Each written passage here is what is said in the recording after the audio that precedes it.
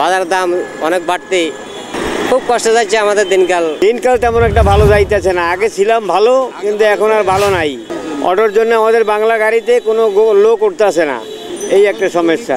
ভাই আমাদের দিনকাল তো আগের চেয়ে অনেক খারাপ যাচ্ছে। যে অটো রিক্সার কারণে আমরা কোনো ভাড়া মারতে পারতেছি না। যে আমরা দৈনিক রুজি করতাম আগে 500 টাকা, এখন গোটা 2 দিনে পারতেছি না 300 টাকা রুজি করতাম।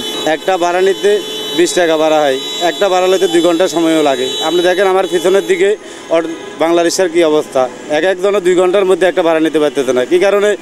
যে চট্টগ্রাম বন্দরনগর, চট্টগ্রাম আগ্রাবাদ শহর বলা হয়, ওটার চারিদিকে আশপাশে অটো রিক্সার গিরাও মানুষ এখন দ্রুতভাবে কীভাবে যেতে পারে ওই জন্য চেষ্টা করে 50 টাকা বা 20 টাকা দিয়ে ব্যাটারি চালিত রিক্সার মধ্যে দিয়ে চলে যায়। এখন আমরা গোটা দিনের মধ্যে 200 টাকা নিয়োগ করতে পারতেছি না। আমাদের ছেলে মেয়ে, আমরা তো খাবো দূরের কথা, ছেলে মেয়ে বাড়িতে চালাবো কীভাবে, সেই টেনশন। এখন আমাদের যিনি যে সরকার আছে ওনার কাছে একটাই দাবি থাকুক যে অটো রিক্সার কারণে আমরা খুবই কষ্ট করতেছি। শহরের মানুষ আমরা কষ্ট করতেছি না, প্রত্যেকটা হাসপাতালে দেখেন পঙ্গু শত শত মানুষ পঙ্গু হয়ে গেছে অটো রিক্সার কারণে। এটাই হলো আমাদের মেন কথা, যে অটো রিক্সার না চালানোটা আমার মনে হয় যে ভালো হবে আমার দৃষ্টিতে। ইনকাম নাই এখন ওটি ধরেন না, আমরা যে জায়গা 40 টাকা যাইতাম এই জায়গা তখন ওটু নিয়ে 20 টাকা দিয়ে, তবে কীভাবে বারো আমার ঘন্টা। আগে মোটামুটি ভালো ছিলাম ইনশাল্লাহ। তখন তো ওটু মেলিড উড়ি আমরা তো বেশ, আমরা আর করার কিছু নাই এখন। অটো লিস্ট হইলো খারাপ জিনিস, এগুলো তো মানুষ মাইরা লাগবে। 30 টাকা ভাড়া এরা লই পরে 30 টাকা, আমরা আনছি 50 টাকা, এই অবস্থা করে তারা। ভাড়া তো অটোর জন্য ভাড়া আমরা পাই না। এই তো গাড়ি চালাচ্ছি, খ্যাপ পাইতেছি না, খ্যাপ হইতেছে না। যেরকম অটোর জন্য আমরা আর কোনো খ্যাপ পাইতেছি না, অটো রিক্সা লেগে কোনো খ্যাপ পাইতেছি না। ওই সাইডে দাঁড়াই থাকি, যদি অটো না পায় তখন আমাদের গাড়িতে ওঠে, নাই তো আর ওঠে না। এই যে পরিস্থিতি, এখন শহরের পরিস্থিতি খুব খারাপ অটোর জন্যে। আমাদের বাংলা গাড়িতে কোনো লোক উঠতেছে না, এই একটা সমস্যা। দিনকাল তেমন একটা ভালো যাইতেছে না। আগে ছিলাম ভালো, কিন্তু এখন আর ভালো নাই। আগে ভালো ছিলাম, যেরকম রাস্তায় বাইরে এলে 800, 900, 1000 টাকা মারতে পারতাম সারাদিনে, কিন্তু এখন 500, 600 মারতে আমাদের জীবন বাইরে যাইতেছে। এখন কোন পরিস্থিতিতে যে দাঁড়াবে এটা তো আমার কোনো বোঝার কোনো কায়দা কারণ নাই। দ্রব্যমূল্য দাম তো সবই চড়া, আগেও ছিল মোটামুটি যা চলার মতো ছিল টুকটাক, কিন্তু এখন তো আরো বাইরে গেছে। হ্যাঁ, যেরকম 1 কেজি কাঁচা মালের দাম 100 টাকা, 80 টাকা, 70 টাকার নিচে কোনো কাঁচা বাজার নাই। তাহলে আমাদের মতো গরিব লোক তো ওই সমস্ত কেনার মতো সমর্থন হয় না।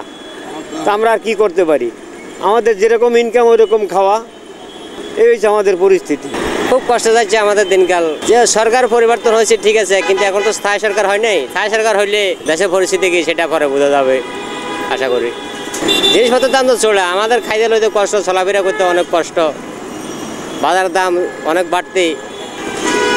আগে যদি দৈনিক বেতন রাখতাম 500 টাকা, এখন দৈনিক 200 টাকা বেতন রাখতে রাখবাজি যায়। কারণ শাকসবজির দাম যে পরিমাণে বাড়ছে দেশে, যোগ্য মূল্যের দাম যে পরিমাণে বাড়ছে, ইনকামের লোক খরচের লোক টোটালি কোনো মিল নেই। আমাদের জন্য তো দাঁড়াবার মতো ওই ধরনের কোনো ক্যাপাসিটি নেই। যেখানে দাঁড়ায় সেখানে মানে প্রবলেম। ওরা বলো ওইখান থেকে সরো, ওরা বলো ওইখান থেকে সরো, এই ধরনের কান্দ্রক্ষেত্রে আর কি। বাংলাদেশের নাগরিক হিসেবে এটা ঠিক আছে, পরিবেশ কন্ট্রোল রাখা উচিত।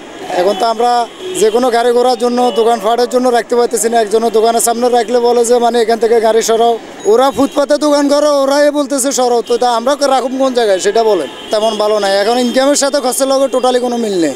না, এখন তো 200-300 টাকা বেতন দেখতে রাখবাজি যে কথা বুঝেন নাই। ঠিক আছে, তো যানজট তো হয়, আমরা তো বেশিক্ষণ দাঁড়াই না, আর সাইডে করে দাঁড়াচ্ছি না।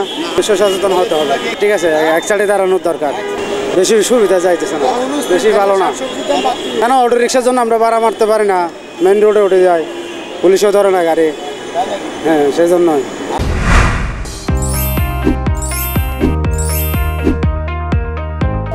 চট্টলা টিভি, ইতিহাস ঐতিহ্যের প্রতিচ্ছবি।